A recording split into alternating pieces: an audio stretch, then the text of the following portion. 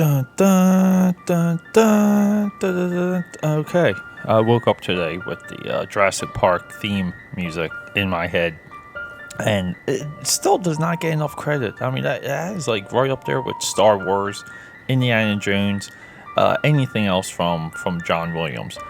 If you really listen to John Williams, though, you know you got to take those ones off the table and talk about other films like Schindler's List and Memoirs of a Geisha. But moving on, no one really even mentions his Harry Potter stuff. Like, they don't really put that in the same category. Okay, Dream Warriors, 31 Days of Dread, Day 8. Oh, it's a good one. I'm excited. We're talking Spawn. SPAWN. Let go.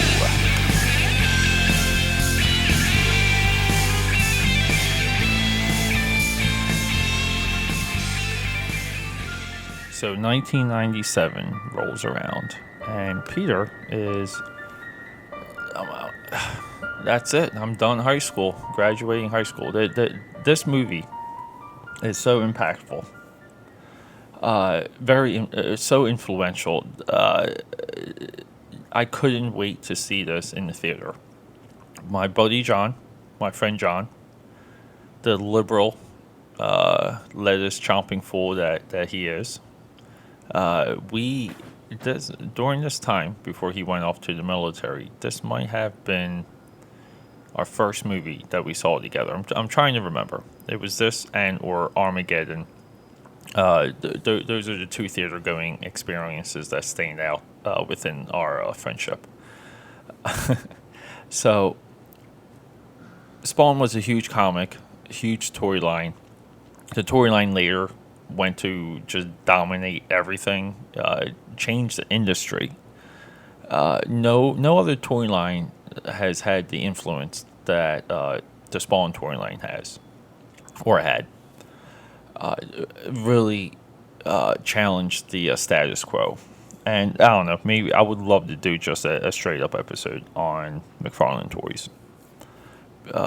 You know what? Like, and technically, they kind of would even qualify as 31 days of horror, because just the look of some of them. I mean, like, it is horror based, adult based toy lines.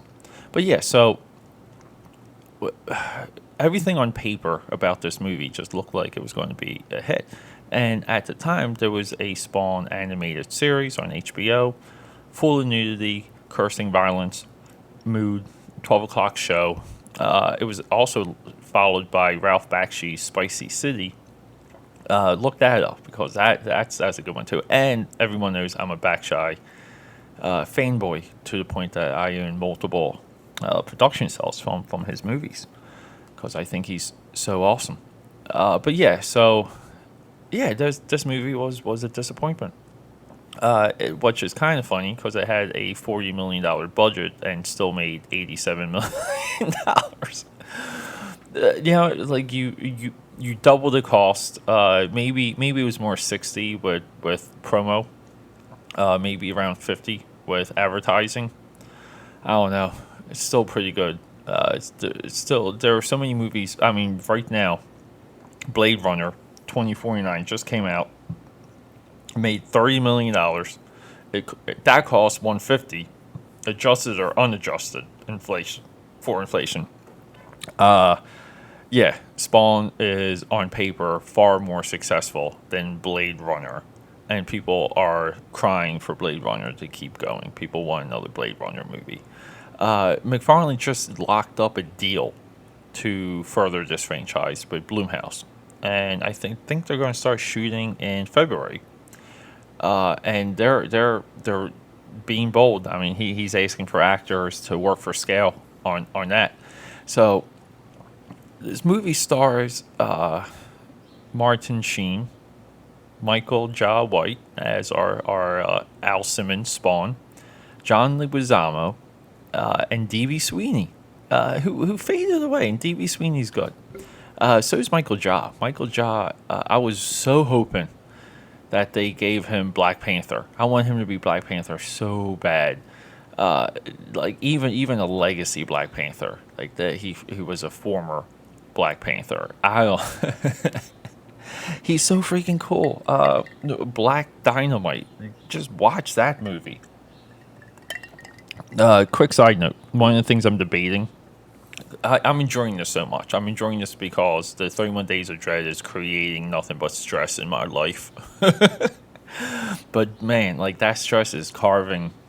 It's carving a lot out for me. I mean, it is a lot of fun. I'm deeply enjoying it.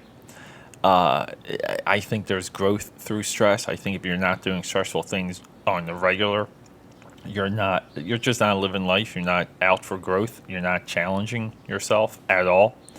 So,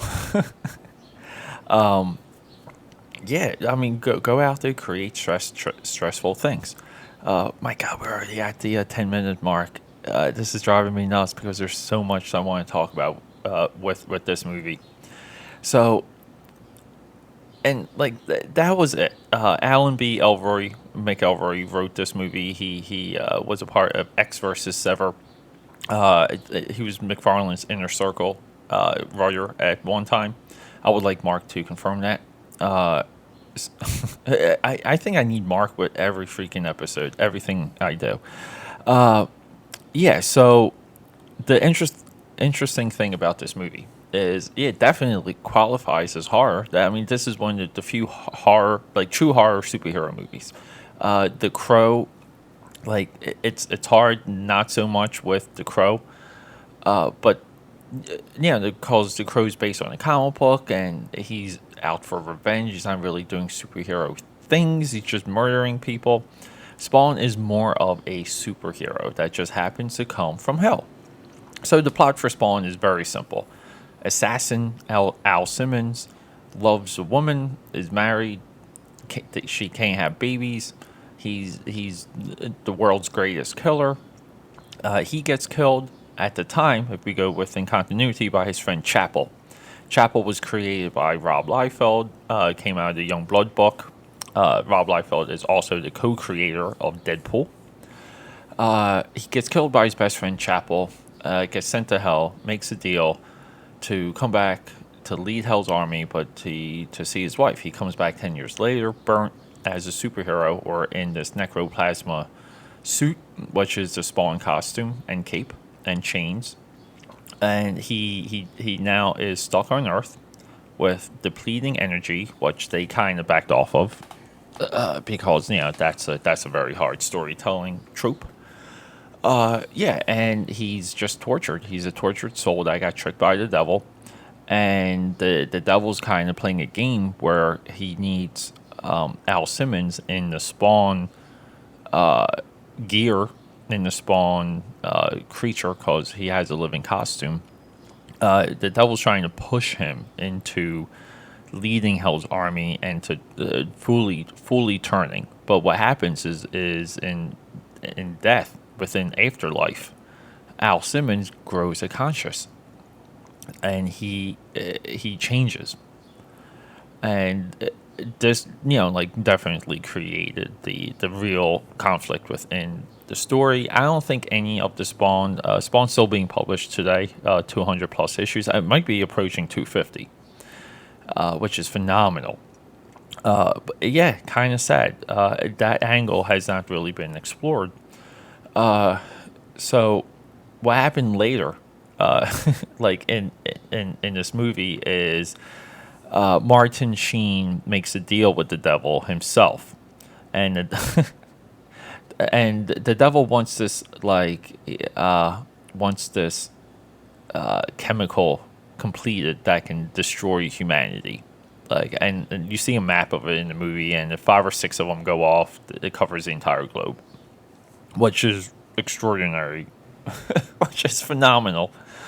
For that to happen, it's phenomenal for 5 of anything to affect the globe.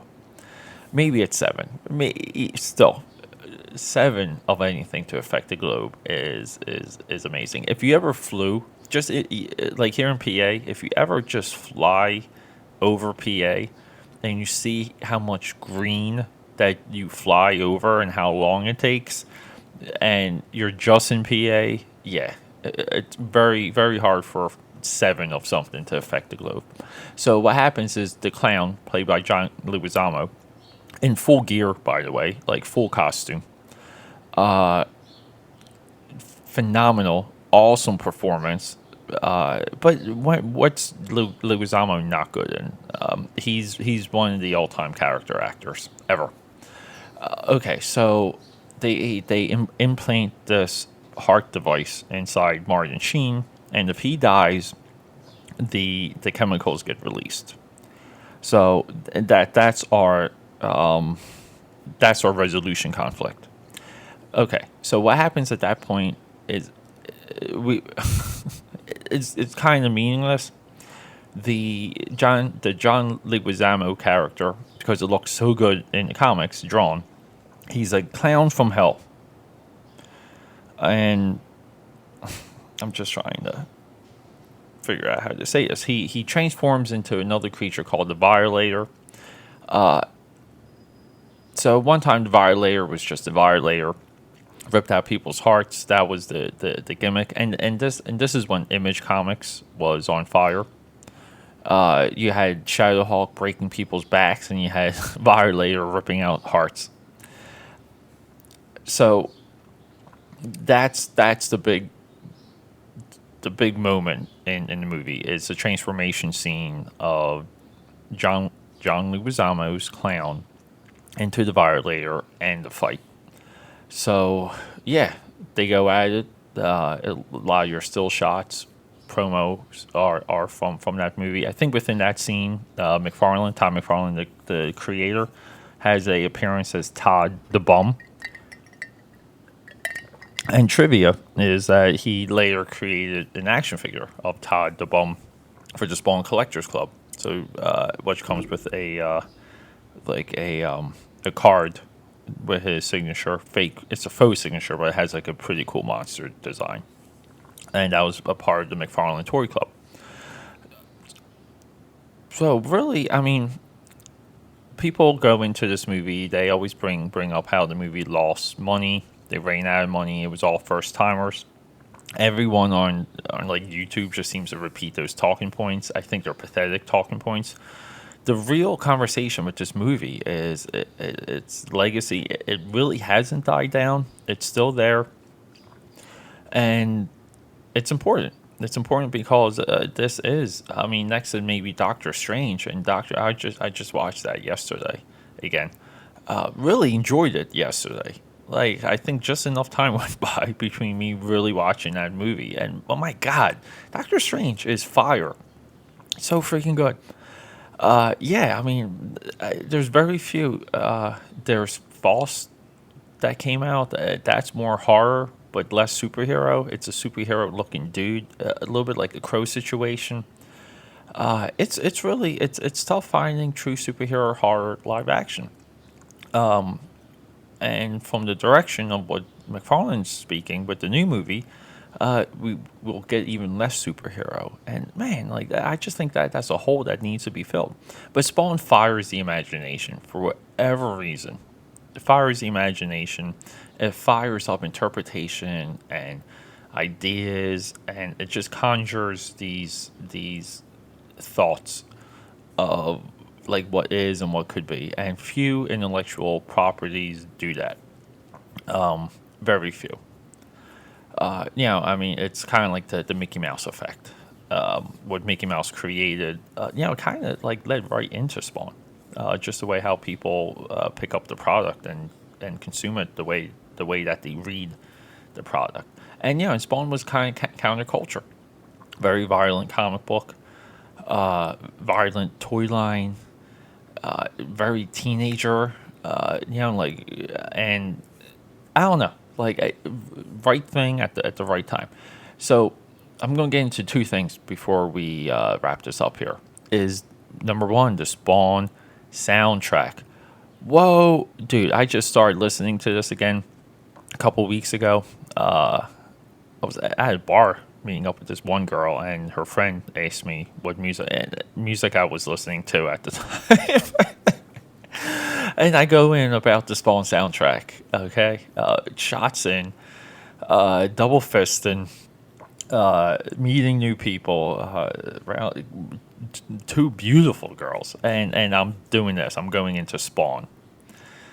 I this the soundtrack is it's essentially '90s hard grunge mixed with DJs, and so you had DJs, you know, kind of like come in and remix some of some songs for the soundtrack. So it was a collab soundtrack, and again, Metallica, Marilyn Manson, Filter. I'm telling you, I love it. I love the soundtrack so much. A lot of the tracks went into my gym playlist. So while I'm working out, some of these songs just come on, and I love it. I love it when it hits. So, which is also a stamp of where soundtracks were in the '90s, which is interesting because with going to the Crow movie started these soundtrack collection collaboration type albums or CDs, and hugely successful. And it came all the way up into mainstream Hollywood, but it was at one time, even the singles movie, like you kind of had independent movies that had really good soundtracks. Spawn would qualify as an independent movie. Then you had the major movies, like you had movies like Batman Forever. Again, one of my all-time favorite soundtracks. So many good songs, original songs made just for that. People hate Batman and Robin, but listen to the soundtrack. And this eventually faded. I would say the movie I view that it faded in was Angelina Jolie's Tomb Raider. And at this point too, the nature of content absorption changed, which was kind of I'll have to match up the timeline, but just going from memory, it was kind of like the birth of iTunes and the iPod.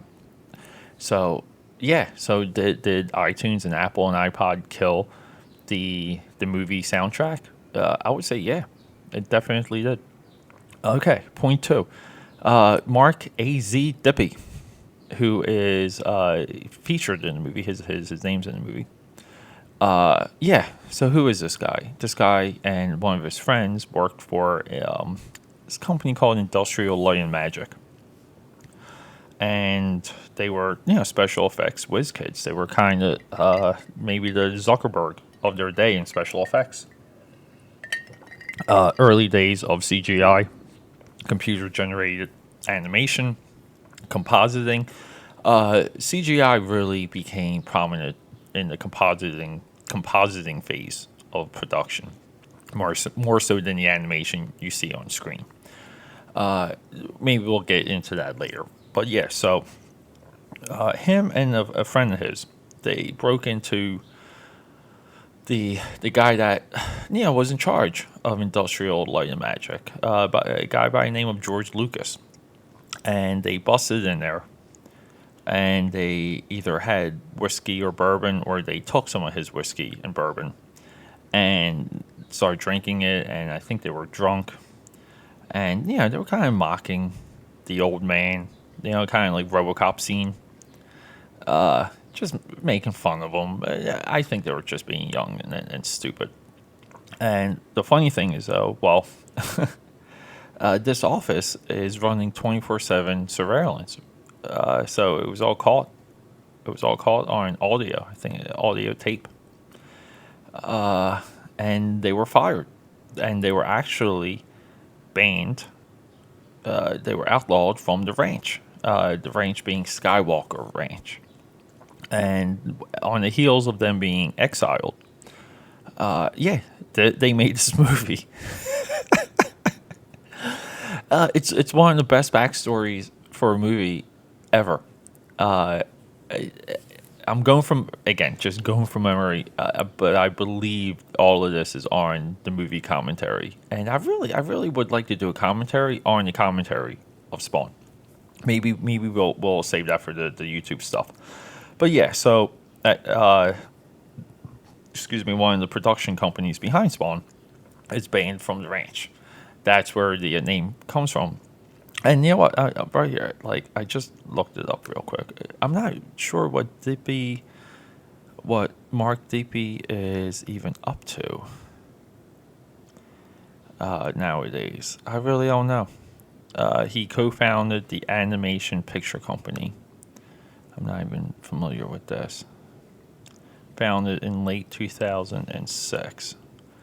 Filmography. Oh well, yeah. I mean, they did lower. Yeah, they actually they did the Scooby Doo movies, which were amazing special effects for those movies. Yeah, so I don't know. I mean, he's still out there.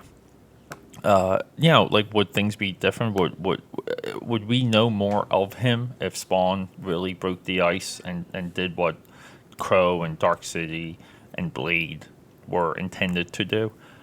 Maybe, I don't know. I mean, people make first grade movies all the time, and they kind of fade away. They fall off. It's one hit wonders are not exclusive to music. They're also part of film history also. But yeah, so that's Spawn for me. I just you have to watch this movie on the sheer volume, the sheer fact that nothing is like this. Nothing has the intent of this movie.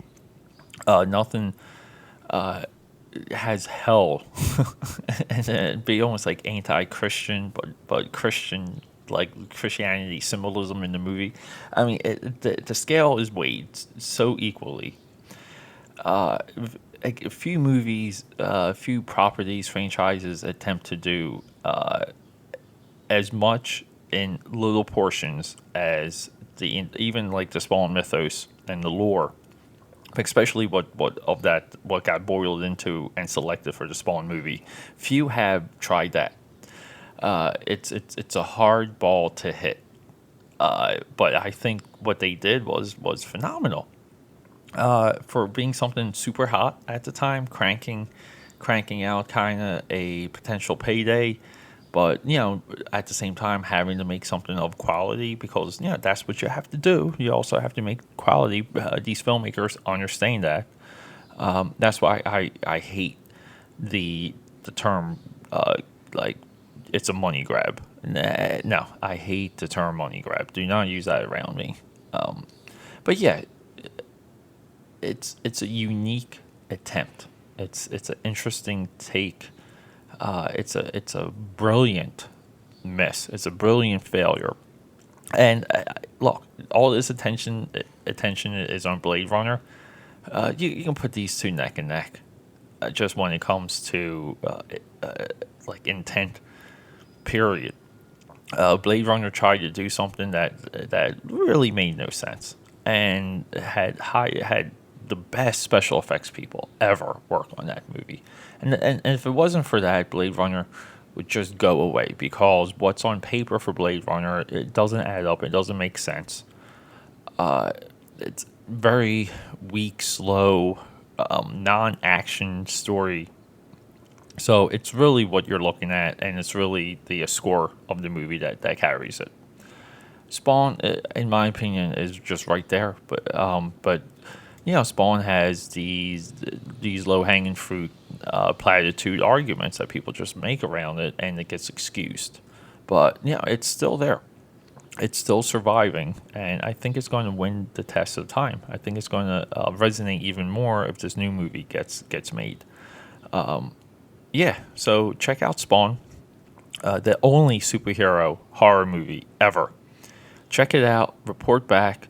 Hit me up on social media, Twitter, Instagram, Facebook. Peter A. DeLuca on Facebook, AKAPAD 13 on IG, AKAPAD on Snapchat, and AKAPAD on the Twitter. Everyone, signing off. Have a good day.